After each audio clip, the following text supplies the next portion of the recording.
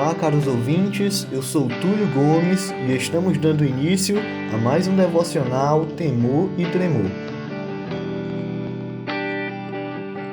Já peço que você nos ajude a propagar a palavra de Deus, compartilhando esse devocional com o seu coleguinha, se inscrevendo em nosso canal no YouTube, curtindo e comentando.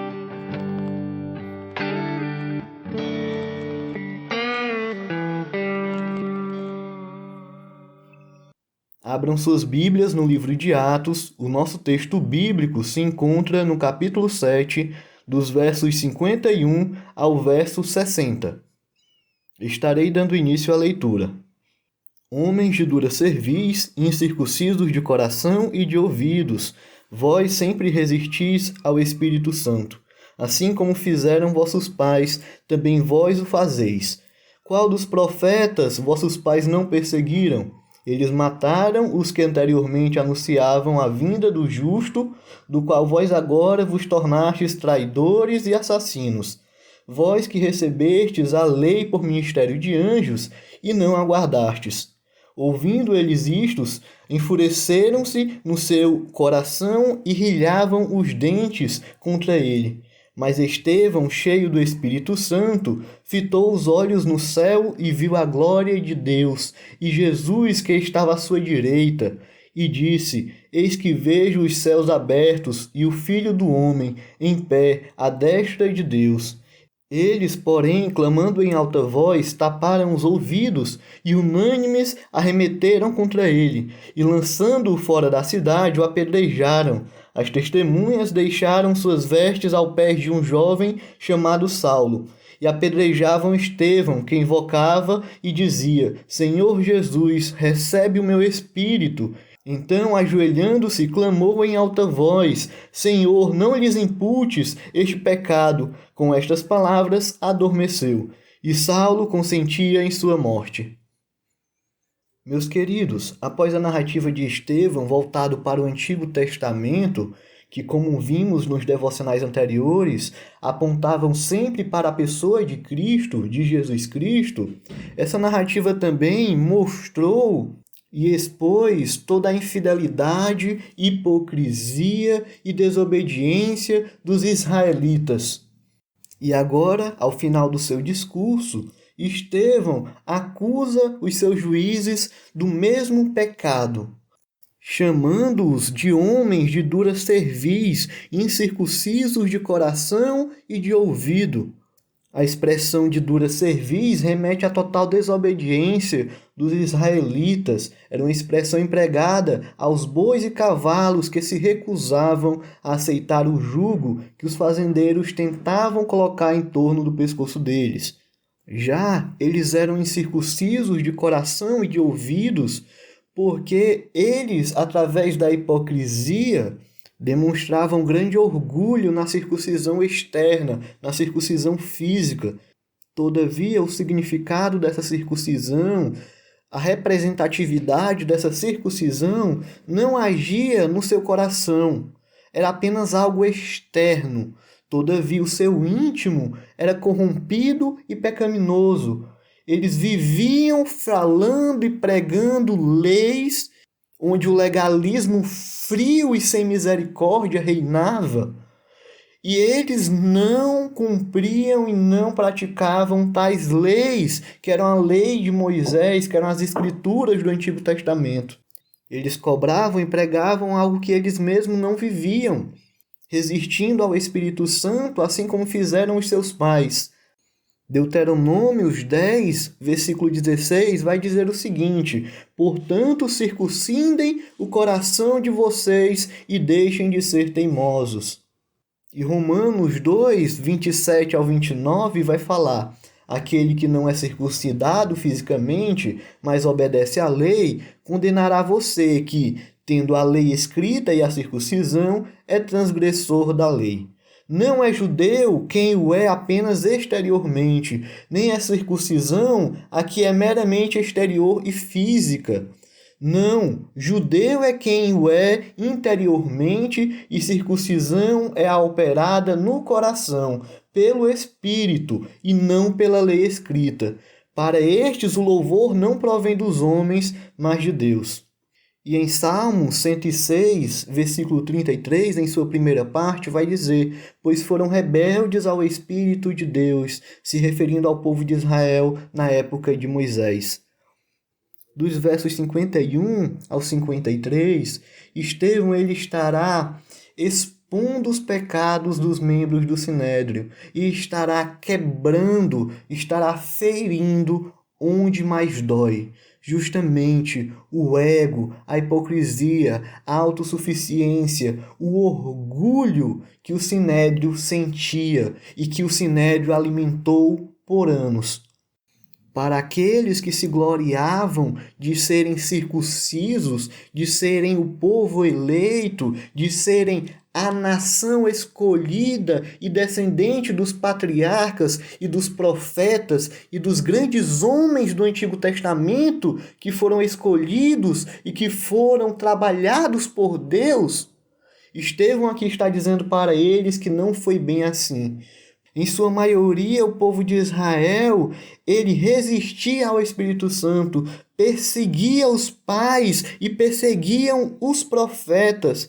O povo de Israel, em sua maioria, matou os profetas e juntamente matou aquele em que os profetas anunciavam, aquele que era o justo, Jesus Cristo. Então, eles não tinham que se vangloriar de nada, mas sim se arrepender. Meus queridos, a palavra de Deus para alguns é arrependimento, é vida, é salvação. Todavia, para outros, é condenação, loucura, ódio e raiva. E foi exatamente isso que ocorreu com os membros do Sinédrio, onde enfureceram-se os seus corações e rilharam os dentes de raiva, de ódio. E aí, meus queridos, Estevão, cercado por inimigos furiosos, pessoas que estavam oprimindo, as falsas acusações, as malícias, as violências, os gritos ultrajantes, a loucura ao seu redor. E diante de toda essa pressão, de toda essa seriedade, de desprezo, de tudo isso, Estevão viu Deus. Sim, ele viu Deus e viu à sua destra Jesus Cristo em pé. Estevão, ele estava cheio do Espírito Santo e ali ele era luz em meio às trevas e ali ele pôde ver literalmente, verdadeiramente Deus e à destra Jesus Cristo em pé.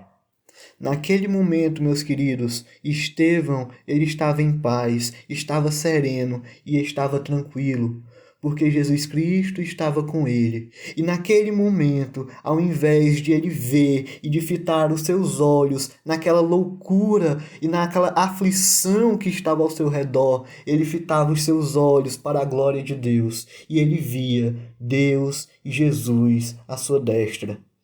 Sabe, meus queridos, Estevão, ele havia largado tudo e tomado parte na cruz de Cristo. E naquele momento ele não refletiu na feiura e o horror que estampava os rostos e as faces das pessoas que ali estavam em volta. Mas ele olhava e refletia e apreciava a graça e a beleza de Deus sendo derramada sobre ele. E ele estava cheio do Espírito Santo. Ao relatar sua visão em voz alta, é claro que o Sinédrio não suportou e o ódio e a raiva foi tão forte que eles pegaram Estevão e arrastaram à força, machucando e levando para fora, para que assim ele pudesse ser apedrejado de forma injusta, pois aquele julgamento foi completamente legal. O Sinédrio, ele não tinha autoridade de matar ninguém, isso era função do governo romano. Mas eles quebraram as regras, quebraram a lei, para que assim pudessem matar Estevão.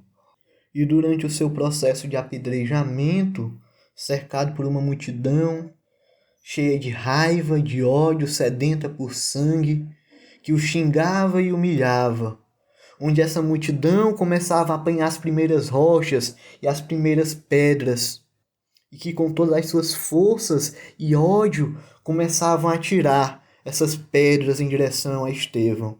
E pedra por pedra ia em sua direção. Ele vislumbrava e ouvia tudo aquilo, os gritos, as pedras chegando. E diante de tudo isso, ele realizou duas orações. Senhor Jesus, recebe o meu espírito. Foi o que Estevão ele orou, enquanto ele era golpeado, desfigurado, moído pelas pedras. E em meio à dor e nos seus últimos momentos, ele ainda clamou em alta voz: Senhor, não lhes imputes este pecado. E assim Estevão adormeceu. Meus queridos, Estevão ele não imitou Jesus apenas em suas orações, nos seus últimos momentos de vida. Toda a sua vida ele buscou imitar Jesus Cristo. O seu ministério apontava para Cristo. A sua pregação final, o seu discurso final apontava para Cristo. A sua vida e a sua morte apontavam para Cristo. Meus queridos, o rosto de Estevão era como o rosto de um anjo. Isso refletia o seu interior, refletia a sua vida cristã. Estevão ele foi um verdadeiro discípulo de Cristo e morreu imitando o seu mestre. O sangue dos mártires é a semente da igreja. Esta foi a primeira semente plantada na comunidade apostólica e ela foi cuidada pelo Senhor. Segundo R6 Pro, a palavra grega para testemunho no Novo Testamento é martiré, que dá origem, no português, à palavra mártir.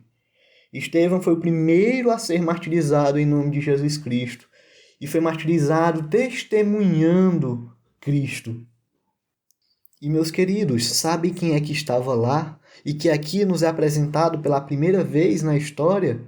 Isso mesmo, o jovem Saulo, que auxiliou os assassinos segurando as suas vestes e que também consentiu na morte de Estevão.